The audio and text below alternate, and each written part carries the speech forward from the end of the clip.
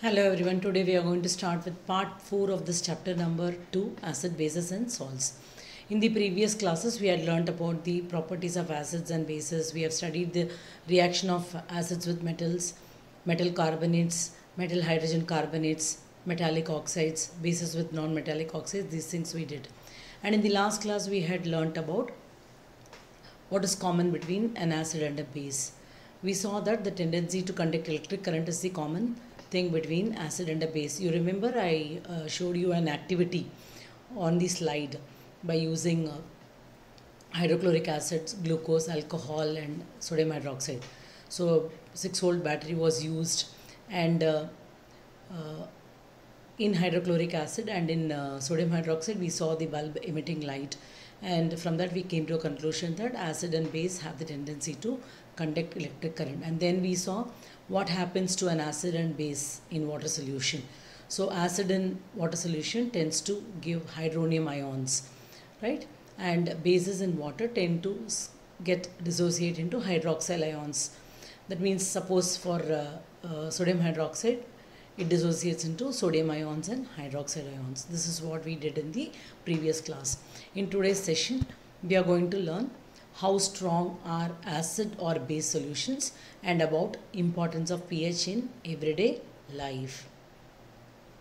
Till now we have studied various properties of acids and bases, and we have learnt about neutralization reaction. So now whenever a liquid is given to you, it should be either acidic by nature, or it should be a basic substance, or it should be a neutral substance. As far as liquids are concerned, they should fall under any one of these categories. So which factor decides this, and what is used to identify the strength of that liquid to come under the classification of either an acid or a base or a neutral substance? That is what we are going to learn. First, let us take up this question: which factor decides the strength of acids and bases? So what are the basic properties of acids? They are sour to taste, they turn blue litmus red, and they dissociate into hydrogen ions. So we have learned in the previous class also, when acids come in contact with water, the hydrogen ions cannot exist independently, so they tend to combine with the hydrogen molecules in water and form hydronium ions. So when the concentration of hydronium ions is more when compared to the hydroxyl ions, we call it as an acid. Every liquid will have hydronium ions and hydroxyl ions. If the concentration of hydronium ion is more, we call it as an acid. If it is a base, in that case the concentration of hydronium ion will be less and the concentration of hydroxyl ion will be more. So when the concentration of hydroxyl ion is more, we call it as a base. We have already learnt bases dissociate into hydroxyl ions, right? As far as neutral substance is concerned, they will have equal number of hydrogen ions and hydroxyl ions. The best example for neutral substance is your water.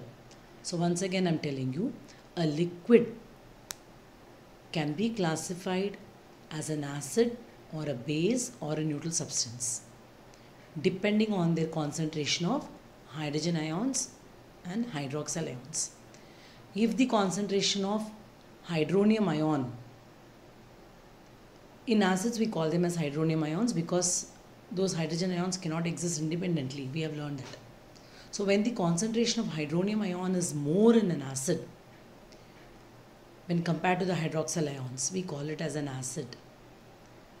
In bases, the concentration of hydroxyl ion will be more when compared to the hydronium ions. In water, the number of hydrogen ions and the hydroxyl ions, that is the concentration of both hydrogen ions and hydroxyl ions, will be equal. Clear to you? So now let's learn what is used to identify the strength of acids and bases. See, to understand the nature of a given substance, whether it is an acid or a base, we have learned in our earlier classes that we use an indicator like litmus paper, phenolphthalein, methyl orangenol. So the color change indicates whether the substance is acidic or basic in nature. So if it is litmus paper, a blue litmus paper, when it comes in contact with acid, will change into red. So you say the given substance is acidic in nature because the blue litmus has turned into red. So those indicators like your phenolphthalein, methyl orange, your olfactory indicators, your litmus paper, they were all used to study the nature of the given substance, whether it is an acid or a base. But now here we are talking about strength of acids and bases. To identify the strength of acids and bases, we use this substance called a universal indicator. So this universal indicator is nothing but a combination of several indicators, and it shows different colors at different concentration of hydrogen ions in a solution. It has got a pH scale also. I'll explain all that in detail. First, let's learn what is an universal indicator. I told you universal indicator is a mixture of several indicators. So it is typically composed of these substances. It's given here, see, water, propanol, phenolphthalein, sodium salt, sodium hydroxide, methyl red, bromothymol, blue monosodium salt, and thymol blue monosodium salt. These are all indicators. A combination of all this is what is called as your universal indicator, which is used to identify the strength of acids and bases. See, when you come to the lab, I'll show you this universal indicator container. It will have a pH scale on that, a label with a pH scale. So this pH scale will have numbers from 0 to 14. So every number has a particular color. See, for here 0 is having a red color, right? So based on that number, we'll come to a conclusion about the concentration of hydrogen ions. When you get these shades like red, orange, pink and all, we categorize those substances as acids. When any shade related to blue, you categorize them as a base. We will learn that in detail. So pH scale has got numbers from 0 to 14. Okay, so universal indicator is used to identify the strength of acids and bases. And this universal indicator I've given there, see, the color of universal indicator is brown. Okay, I told you this universal indicator will have a pH scale on it. So this pH scale has numbers ranging from 1 to 14. Let's learn about this pH scale now. This pH scale is a scale which is used for measuring the hydrogen ion concentration in a solution. The letter P in pH stands for potence. Potence means strength, power. Means the concentration of hydrogen ion. On the pH scale, we can measure pH generally from 0 to 14. If it is 0, then the substance is highly acidic. If it is 14, the substance is highly alkaline in nature. If the concentration of hydronium ion is more, the pH value will be less. So higher the concentration of hydronium ion, lower is its pH value. So when you add this drop of universal indicator into the given solution, and when you compare the color change that is happening in that substance with the chart given here, if the solution turns red, when you compare, it matches with the color given under number 1. That means its pH value is 0 and its nature is highly acidic. So if the concentration of hydronium ion is more, in that case the pH scale will show you a lower value. And the pH of a neutral solution is 7 and the color for that is green. Okay. So values which are less than 7 represents an acidic solution, and a value which is more than 7 till 14 represents a base, or a, you can say that hydroxyl ion concentration is more in that.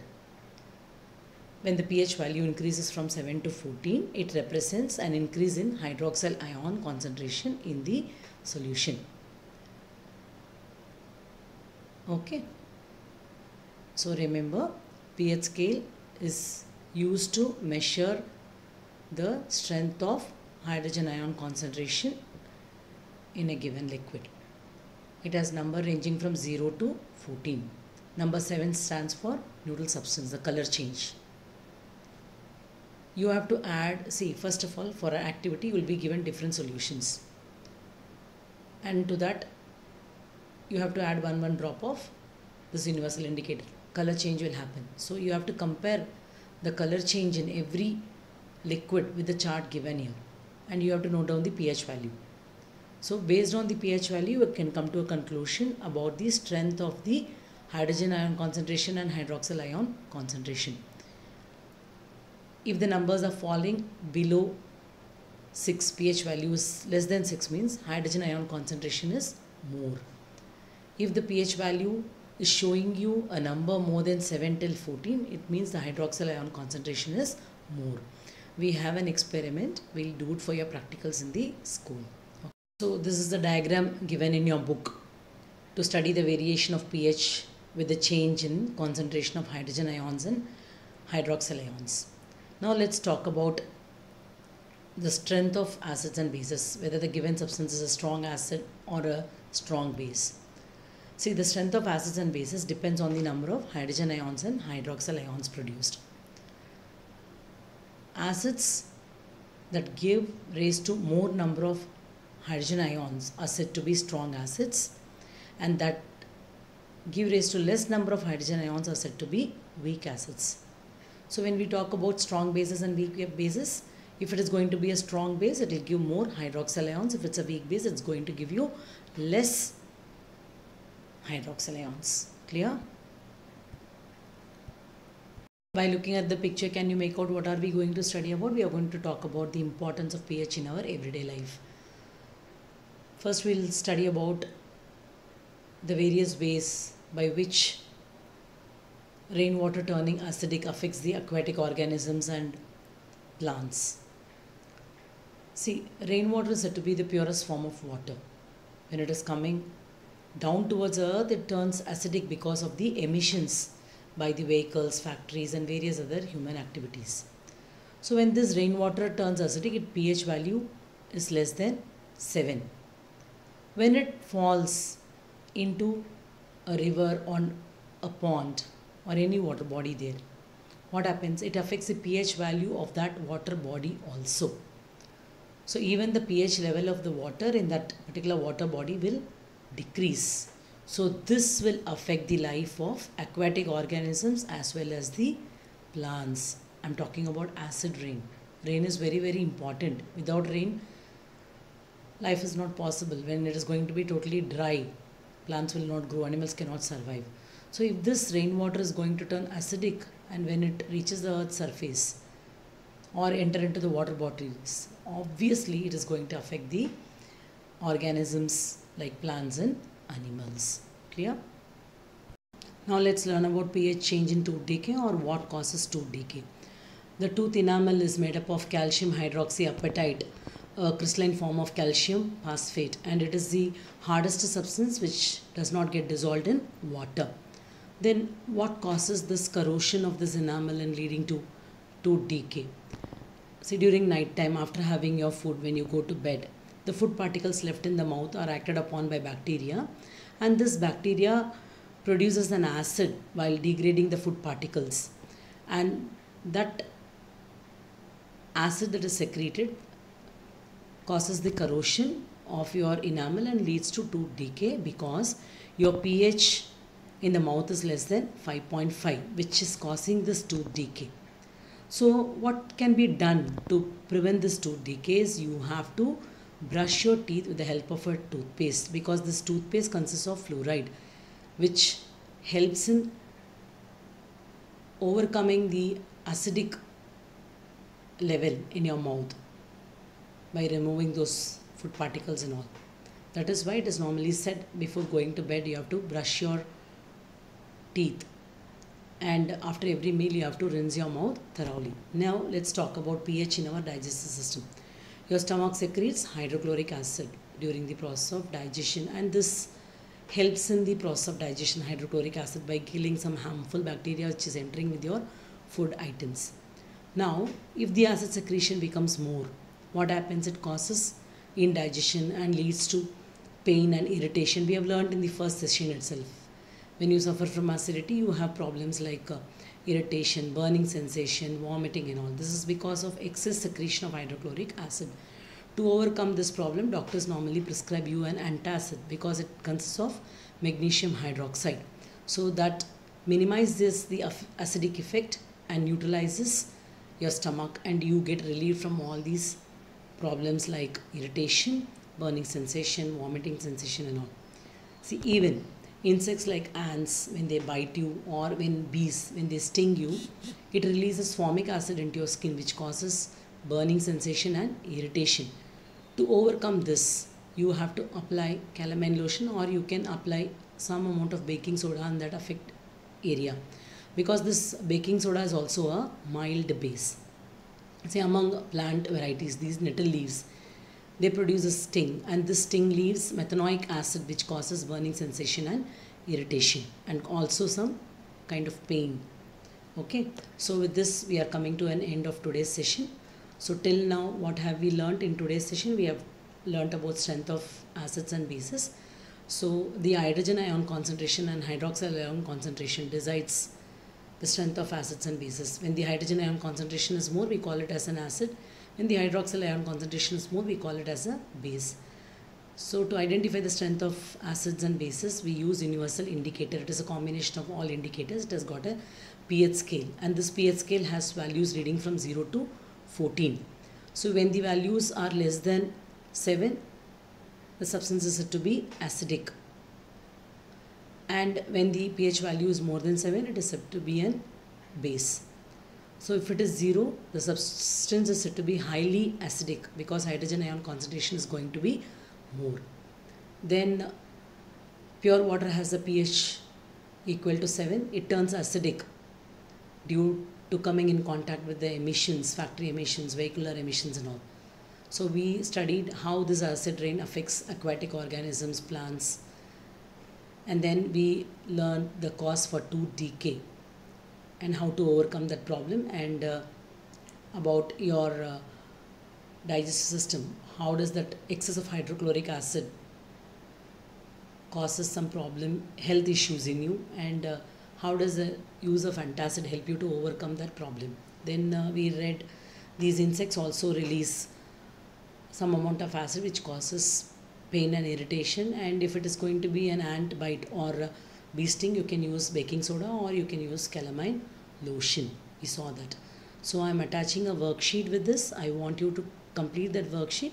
So in the next session we will meet with the next topic of this lesson. Please follow up the textbook content, learn thoroughly. Meet you very soon.